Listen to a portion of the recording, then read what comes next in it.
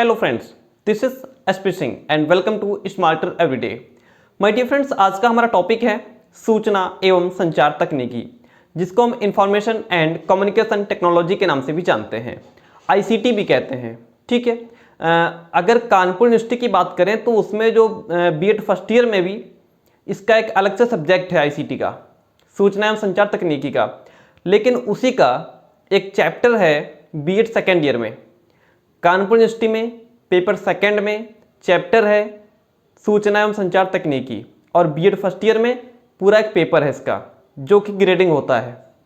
तो आज का हमारा टॉपिक है सूचना एवं संचार तकनीकी, इंफॉर्मेशन एंड कम्युनिकेशन टेक्नोलॉजी।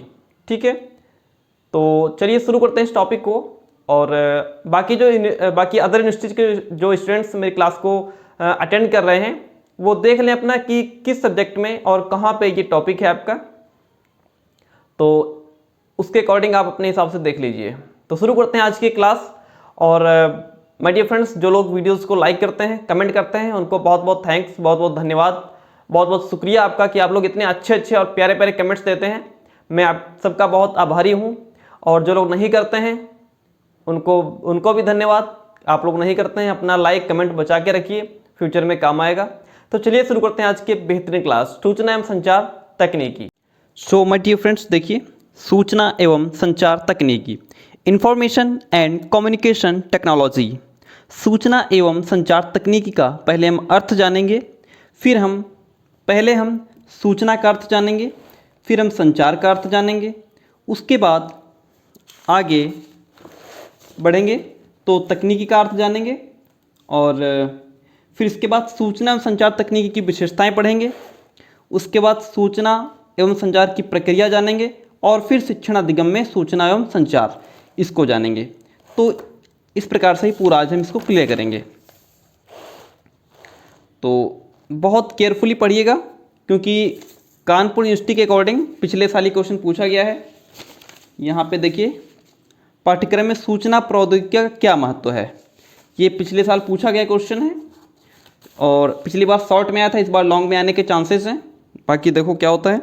और जो लोग कंटिन्यू मैसेज कर रहे हैं कि ऑब्जेक्टिव एग्जाम होना है, तो भाई अभी तक यूनिवर्सिटी ने कुछ नहीं कहा है, कृपया दिल थाम के बैठिए, जब आएगा तब देखा जाएगा। यूनिवर्सिटी की तरफ से ऐसा कुछ नहीं है, जब तक लेटर नहीं आ जाता यूनिवर्सिटी की तरफ से तब तक हम कुछ नहीं कह सकते, ना आप कुछ कह सकते हैं। चलिए शुरू करते हैं।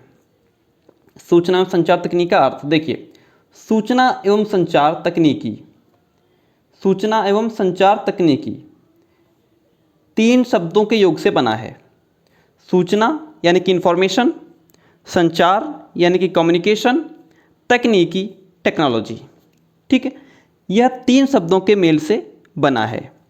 अतः देखिए, सूचना और संचार तकनीकी के अर्थ को समझने से पहले सूचना एवं तकनीकी के अर्थों को अलग अलग समझना भी आवश्यक है।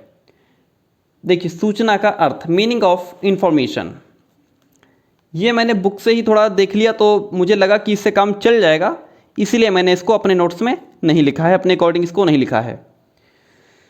तो देखिए, सूचना का अर्थ, सूचना शब्द अंग्रेजी भाषा के इंफॉर्मेशन शब्द का हिंदी रूपांतरण है। ये लाइन जब हम लिख देते हैं, जैसे पता है कि सूचना को इन्फॉर्मेशन कहते हैं, हम शायद ये ना भी लिखते, लेकिन ये इसलिए बढ़ा देते हैं, थोड़ा एक लाइन हमारी बढ़ जाती है। और हम तो चाहते हैं कि लॉन्ग में हमको एक एक लाइन हमको याद आती जाए, हम उसमें लिखते जाएं, तो इसी प्रकार से हमारा लॉन्ग तैयार हो जाए, है ना। तो ये लाइनें लिखना जरूरी होता है। हिंदी रूपांतरण हो गया, या 2 शब्दों के 3 शब्दों के मेल से बना है, ये 2-3 लाइनें आप कहीं भी लिख सकते हैं, नो प्रॉब्लम। सूचना शब्द अंग्रेजी भाषा के इंफॉर्मेशन शब्द का हिंदी रूपांतरण है, जिसका शाब्दिक अर्थ संदेश यानी कि इंफॉर्मेशन, समाचार, न्यूज़ यानी जानकारी, नॉलेज है। इस प्रकार सूचना सूचित करने या फिर सूचना प्राप्त होने का एक कार्य है। ठीक है, ये थी हमारी सूचना। और आगे भी पढ़ लेते हैं। यथार्थ में सूचना एक व्यापक पद है, जिसमें अनेक प्रकार के संदेश, समाचार, जानकारी, यह सब उसमें समाहित है। इस प्रकार सूचना उस उपयोगी ज्ञान से संबंधित है। जो सूचना है यह बहुत ही यूज़फुल नॉलेज से रिलेशन रखती है, जिससे समस्त मानव समाज के विकास का मार्ग प्रशस्त होता है और सभी व्यक्तियों का कल्याण होता है। ये था हमारा सूचना का अर्थ। अब हम जानेंगे संचार का क्या अर्थ है, संचार क्या होता है। देखिए, संचार मीनिंग ऑफ कम्युनिकेशन है। संचार शब्द अंग्रेजी के कम्युनिकेशन का हिंदी रूपांतरण है, जिसका शाब्दिक अर्थ होता है विचारों एवं अभिव्यक्तियों का आदान प्रदान, इम्पोर्ट एक्सपोर्ट। कम्युनिकेशन शब्द की उत्पत्ति लैटिन भाषा के कम्युनिस से मानी जाती है। किससे? जो हमारा कम्युनिकेशन शब्द है यह लैटिन भाषा के कम्युनिस शब्द से बना है। कम्युनिस शब्द का मतलब होता है कॉमन या फिर सामान्य। ठीक है, तो इसलिए कहा जा सकता है कि संचार एक ऐसी प्रक्रिया है जिसमें व्यक्ति परस्पर सामान्य अवबोध के माध्यम से आदान प्रदान करने का प्रयास करते हैं। ठीक है, ये था हमारा संचार का अर्थ। अब हम बढ़ेंगे आगे। जब आगे बढ़ेंगे तो हम पाएंगे हमारे सामने इनकी डेफिनेशंस, परिभाषाएं। कीथ डेविस ने संचार के अर्थ को स्पष्ट करते हुए लिखा है कि संचार एक व्यक्ति से दूसरे व्यक्ति तक सूचना एवं समझ को पहुंचाने की प्रक्रिया है। कीथ डेविस कहते हैं जो संचार है यह एक व्यक्ति से दूसरे व्यक्ति तक सूचना और समझ को पहुंचाने की प्रोसेस है। न्यूमैन और समर कहते हैं कि संचार दो या दो से अधिक व्यक्तियों के मध्य तथ्यों, विचारों, समितियों या फिर भावनाओं का एक विनिमय है। डी.ई. मैकफार्लैंड कहते हैं कि सूचना को विस्तृत रूप से के माध्यम से अर्थपूर्ण पारस्परिक क्रिया की प्रक्रिया के रूप में परिभाषित किया जा सकता है। इस प्रकार से इन्होंने अपनी परिभाषाएं दी हैं। फिर हम जानेंगे तकनीक का क्या अर्थ है। तकनीकी अंग्रेजी के टेक्नोलॉजी शब्द का एक हिंदी रूपांतरण है। टेक्नोलॉजी शब्द ग्रीक शब्द टेक्निकोस से बना है। जो टेक्नोलॉजी है यह एक ग्रीक वर्ड है टेक्निकोस, उससे बना है, जिसका शाब्दिक अर्थ होता है शिल्प या फिर कला। इस प्रकार तकनीकी वह शिल्प अथवा कला है जिसमें वैज्ञानिक सिद्धांतों का प्रयोग किया जाता है और तकनीकी को प्रौद्योगिकी भी कहा जाता है। तकनीकी को प्रौद्योगिकी भी कहा जाता है। शिक्षा शब्दकोश में तकनीकी के अर्थ को स्पष्ट करते हुए लिखा गया है कि तकनीकी व्यावहारिक उद्देश्य के लिए व्यापकता से संगठित तथ्यों एवं सिद्धांतों का व्यवस्थित अंग है, जिसमें प्रभावपूर्ण शिक्षण के सिद्धांतों को सम्मिलित किया जा सकता है। ये था हमारा तकनीकी का अर्थ। अब हम बढ़ेंगे आगे। देखिए, सूचना, संचार एवं तकनीकी के अर्थ से स्पष्ट हो गया है कि कोई संदेश, समाचार, जानकारी सूचना है। कोई भी संदेश हमें मिलता है, कोई समाचार मिलता है, कोई जानकारी मिलती है, यह सब सूचना के अंतर्गत आता है। सूचना को एक व्यक्ति या यूं कहें कि एक स्थान से दूसरे व्यक्ति या दूसरे स्थान तक पहुंचाने की प्रक्रिया जो है वह संचार कहलाती है। और संचार प्रक्रिया का सम्यक प्रतिपादन तकनीकी है। इस प्रकार उपयुक्त तीनों सूचना, संचार एवं तकनीकी का प्रयोग सूचना एवं तकनीकी है। इसका जो पूरा प्रयोग है, समन्वित प्रयोग है, यह सूचना एवं तकनीकी कहलाता है। सूचना एवं संचार तकनीकी की विशेषताएं देखिए। पहली विशेषता है कि सूचना एवं संचार तकनीकी पारस्परिक संबंध स्थापित करने की एक प्रक्रिया है।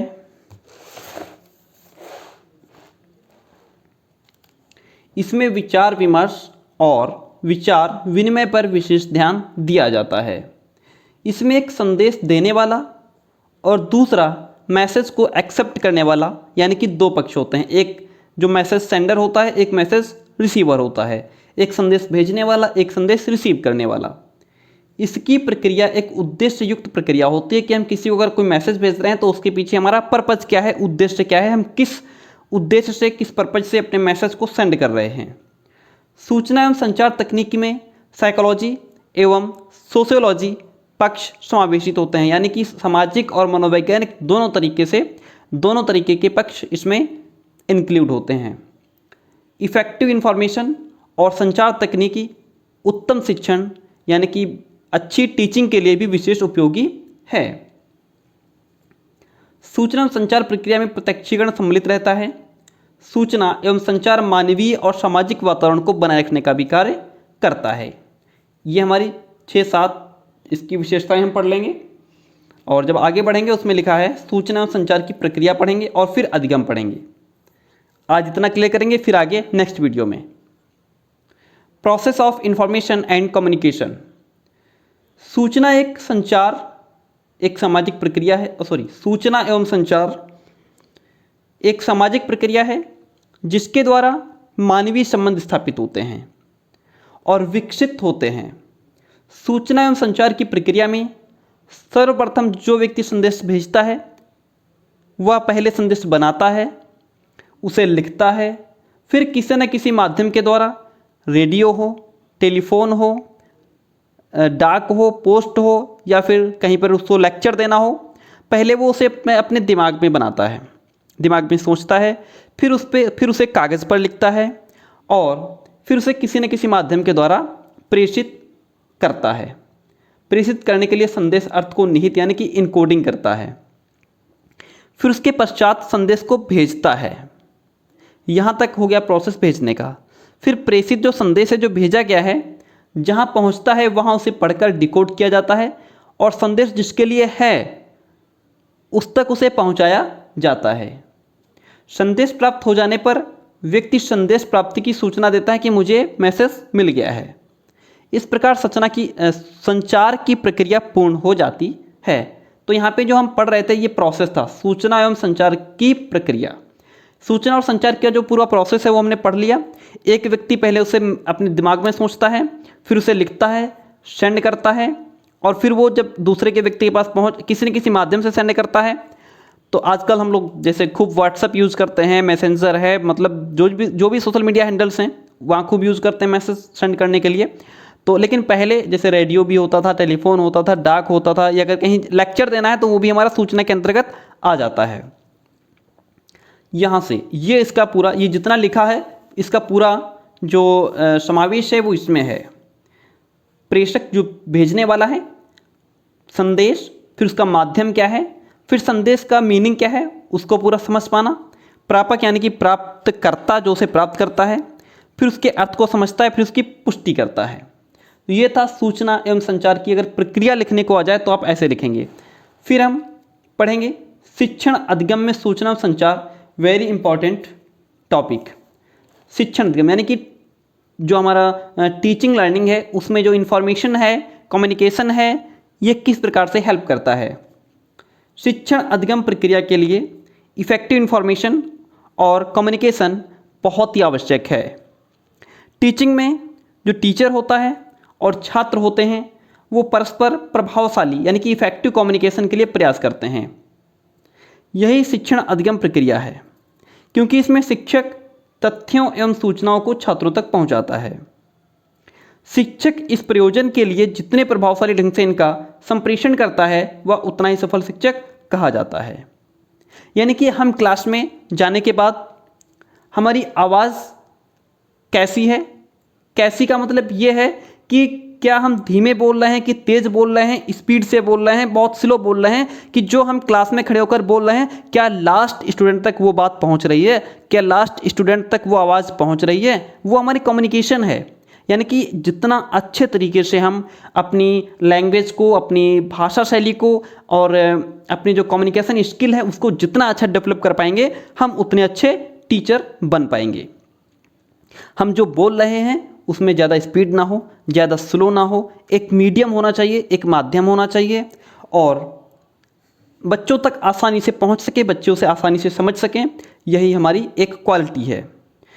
और इसी से हमारी जो टीचिंग है वो इफ़ेक्टिव बनती है।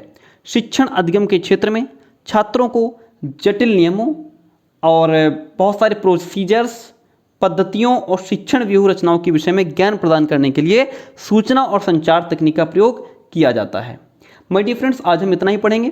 तो ये जो टॉपिक है शिक्षण अधिगम में सूचना और संचार का क्या महत्व है, ये बहुत इंपॉर्टेंट है और सूचना एवं संचार तकनीक की विशेषताएं आप बहुत अच्छे से पढ़ेंगे और इनका अर्थ समझ लेंगे। ठीक है, तो ये आपका बहुत अच्छा टॉपिक था और आशा करता हूँ आपने वीडियो को लाइक कर दिया होगा, एक प्यारा सा कमेंट भी छोड़ दिया होगा और अपने फ्रेंड्स तक शेयर कीजिए, अपने कॉलेज के ग्रुप में शेयर कीजिए और मुझे अप्रिशिएट करने के लिए आप सोशल मीडिया हैंडल्स पर फॉलो कर सकते हैं और आप मेरे चैनल को आगे तक बढ़ा सकते हैं, लोगों तक पहुंचा सकते हैं ताकि मैं आपके लिए और मेहनत कर सकूं। चलिए, थैंक यू, मिलते हैं नेक्स्ट क्लास में।